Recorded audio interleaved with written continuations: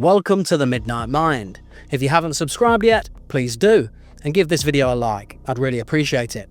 It's midnight, and that means one thing. It's time to enter the mind of Machiavelli. Have you ever trusted someone only to later realize their smile was a disguise, their promises a script, and their kindness a trap?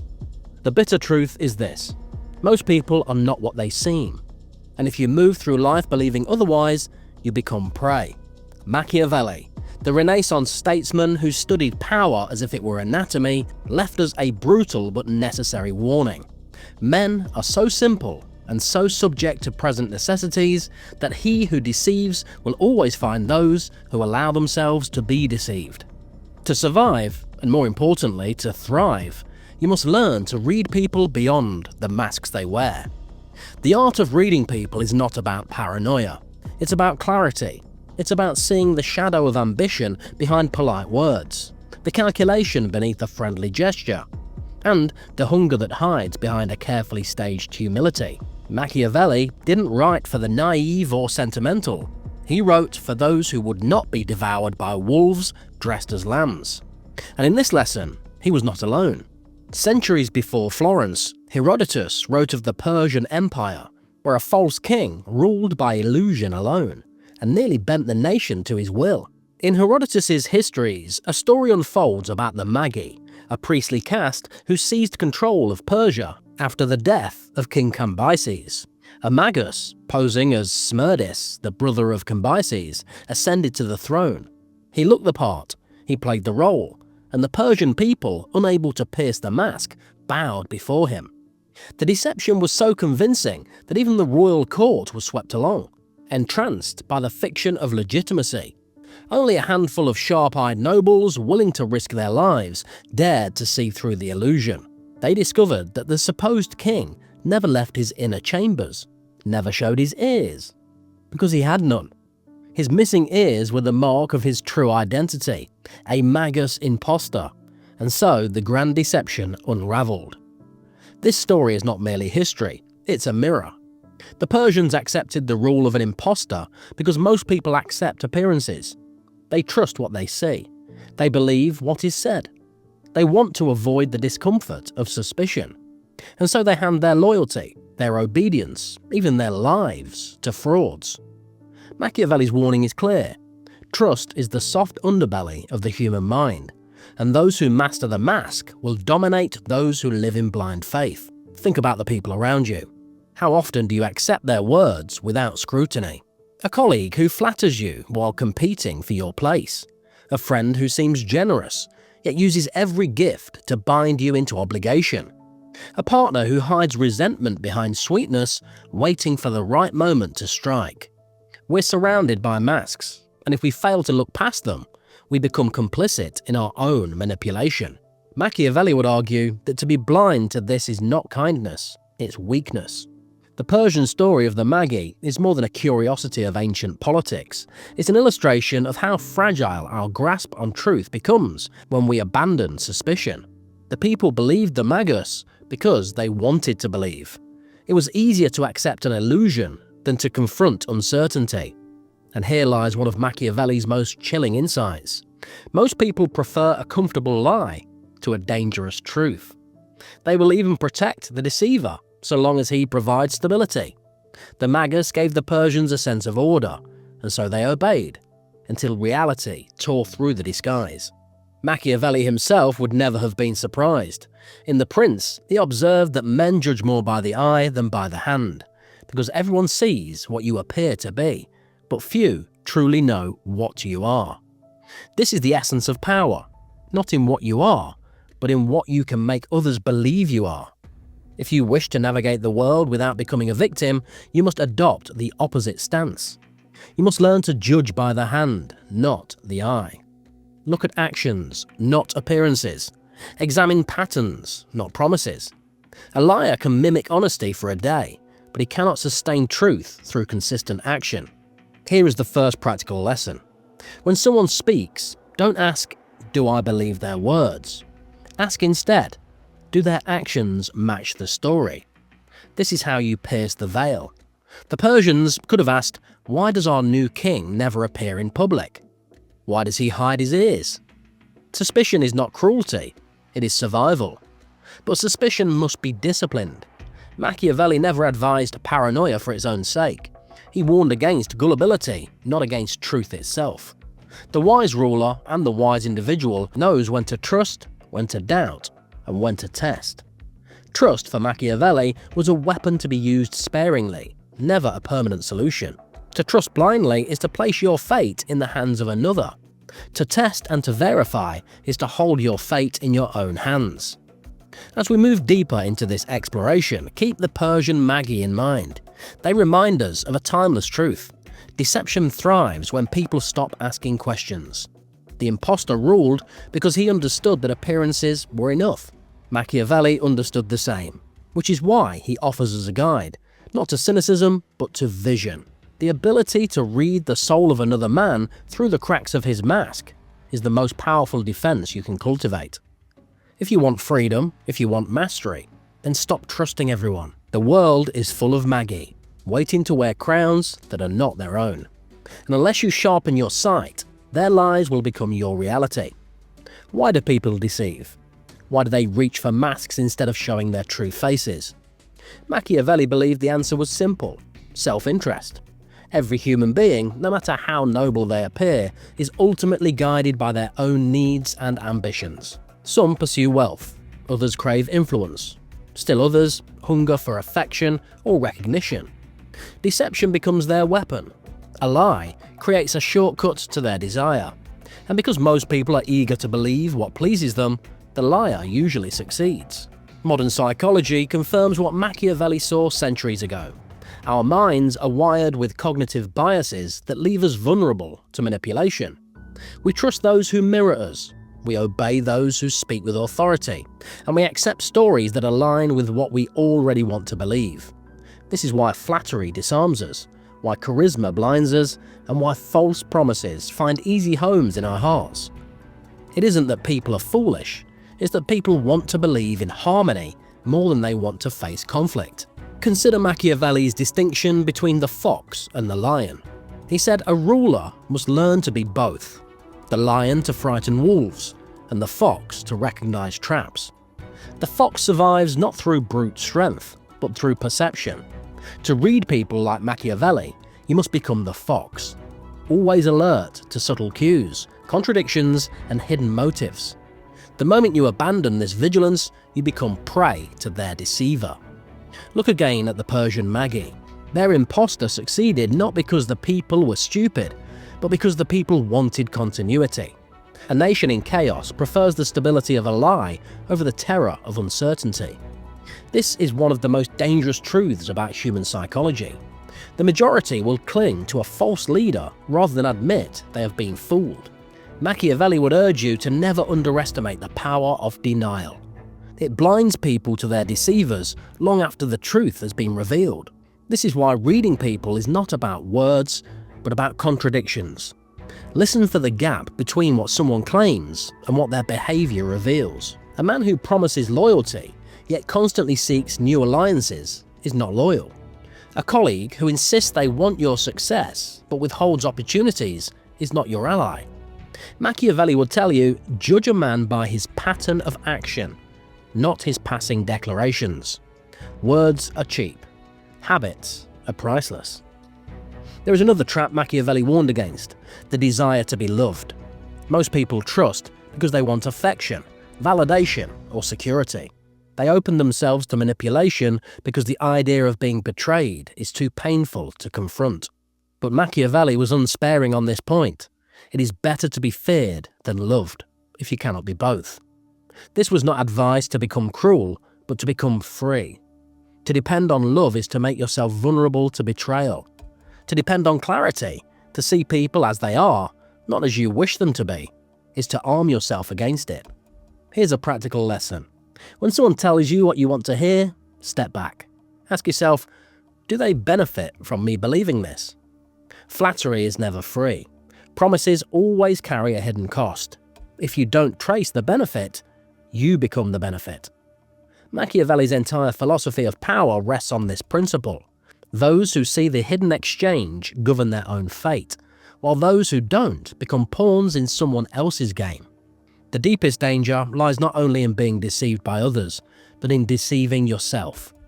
Machiavelli knew that self-delusion was the most fatal blindness of all. How many times do we excuse someone's betrayal because we fear the pain of admitting it? How often do we accept disrespect because confronting it would disrupt our comfort? The Magi ruled Persia not just because they lied, but because the people chose the lie over the discomfort of doubt. If you want to escape manipulation, you must train yourself to prefer truth over comfort, even when the truth wounds. Jung, centuries after Machiavelli, would call this process individuation, the ability to confront the shadow both in yourself and in others. To see the darker motives in human nature and to accept them is the only path to mastery. Machiavelli's genius was to apply this insight to politics and survival. He didn't ask rulers to become saints. He asked them to see humanity without illusions, to see that kindness can be strategy, generosity can be a trap, and loyalty can be an act of convenience. Only then can you move through the world without being ensnared by appearances. Watch how people treat those who cannot benefit them. Notice how they react when denied. Observe their patience when they believe no one is watching.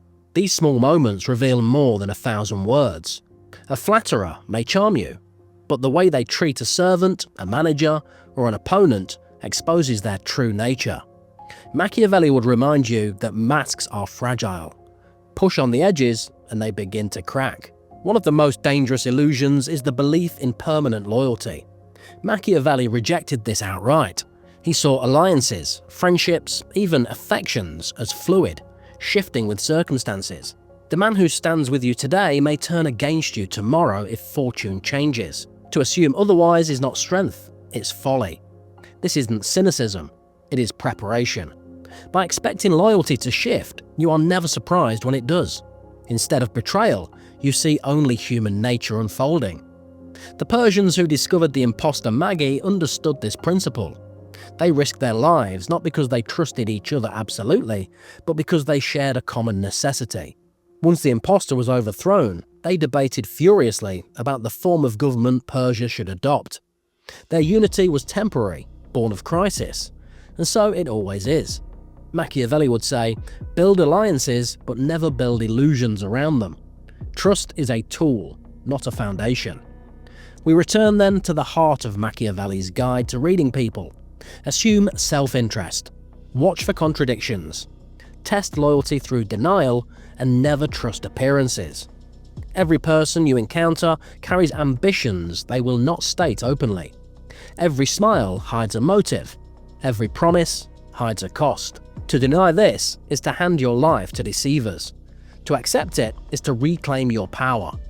The world is filled with Magi, false kings, charming liars, seductive flatterers. Their rule depends on your blindness. Their power grows when you choose comfort over clarity. To read people as Machiavelli did is not to become paranoid, but to become awake. To see through masks is not cruelty, it is freedom.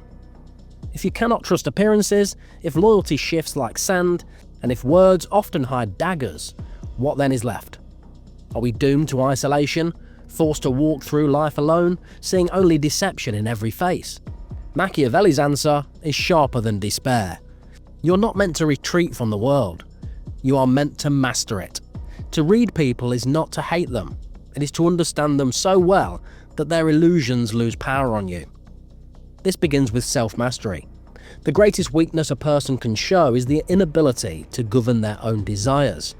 If you crave affection, you will be seduced by flattery. If you hunger for approval, you will be chained by promises. If you long for comfort, you will accept the easy lie instead of the hard truth. Machiavelli's wisdom demands that you discipline these cravings, because the deceiver's bait is always tied to the hook of your own weakness. The Persians who exposed the false king didn't succeed because they were stronger or more cunning than the Magi. They succeeded because they confronted their fear of doubt. They were willing to ask the dangerous questions others wouldn't. Why does the king never leave his chambers? Why does he never show his ears? These were not mystical insights. They were simple acts of courage, the refusal to accept illusion as reality. To master the art of reading people, you must cultivate the same courage in your daily life. Ask the questions others avoid. Test the truths others swallow whole. Another key to mastery is patience. Machiavelli taught that fortune favours those who can wait, who can observe long enough to see patterns emerge. The deceiver may hide their nature for a time, but no mask is eternal. The more you watch without reacting, the more contradictions reveal themselves. This is why restraint is power. Don't rush to judgment, but don't rush to trust either. Let time reveal the hidden hand. A mask always slips, but only for those patient enough to watch. At the same time, you must learn to use appearances yourself.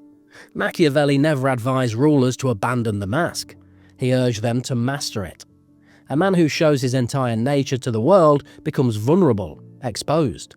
A man who wears a mask with intention, who chooses what to reveal and what to conceal, controls the stage. This doesn't mean living as a liar. It means living as an actor who understands the play. You must know your role, and you must play it with skill. To survive in a world of masks, you must become fluent in disguise. But here lies the paradox. To master appearances, you must also master your conscience. If you lie without discipline, if you manipulate without purpose, you become the very magus, trapped by your own web of illusion. Machiavelli's guide was never a license for reckless deceit. It was a manual for survival. The wise don't deceive for pleasure. They deceive only when necessary and only with clarity. To deceive constantly is to become enslaved to your own fiction. To deceive strategically is to remain free. And here's another practical lesson. Practice deliberate opacity. You don't need to show everyone your full truth. Learn to keep your intentions close, your emotions measured, your motives unclear. Reveal only what strengthens your position. In Machiavelli's terms, this is not cruelty, it is prudence. The man who shows everything invites betrayal. The man who shows only what he chooses remains untouchable. There is another tool Machiavelli would press into your hand, the courage to say no. Most people are manipulated because they lack this courage. They fear the loss of approval, the discomfort of conflict, the pain of rejection. So they yield, even when their instincts scream against it. But to resist deception, you must be willing to lose what others offer. You must be willing to endure discomfort. Freedom requires the ability to refuse. The Persians who overthrew the Magi risked everything, their safety, their position, even their lives for the sake of truth. That is the price of clarity. If you want the power to see through illusion, you must be prepared to stand alone. And here is the final unsettling truth. You cannot eliminate deception from the world. The Magi will always rise. False kings, false friends, false lovers. They will always appear, wearing crowns and masks. Authority will always command. The herd will always obey. This is the eternal rhythm of human life. But you're not bound to join them. You can step outside the circle. You can sharpen your vision until masks no longer dazzle you. You can live not as a pawn in another's story, but as the author of your own. So notice. Notice when you repeat words you have not examined. Notice when silence protects you but betrays your soul. Notice when you want to believe something too much, because that desire is the key your deceiver is waiting to turn. Every time you notice, you reclaim your freedom. Every time you resist the mask, you step closer to mastery. The Magi deception is not ancient history. It is a warning that lives inside every age, every society, every relationship. There will always be someone who hides their ears, someone who cloaks themselves in falsehood, someone who depends on your blindness to thrive. Machiavelli's gift is not cynicism, it is vision. It's the ability to see through the veil, to test appearances, to demand reality. And once you see clearly, you cannot be ruled by illusion again. So stop trusting everyone, stop believing in masks. The world will always be filled with false kings. But you have a choice, to bow before them or to see through them. And if you choose vision over comfort, suspicion over gullibility, and clarity over illusion, then no magus, no mask no deceiver, will ever rule your mind. Thanks for joining me for this episode of The Midnight Mind. If you've enjoyed the video, please hit the like button for me. I really would appreciate it. And if you haven't already, please subscribe to the channel. And I'll see you guys next time.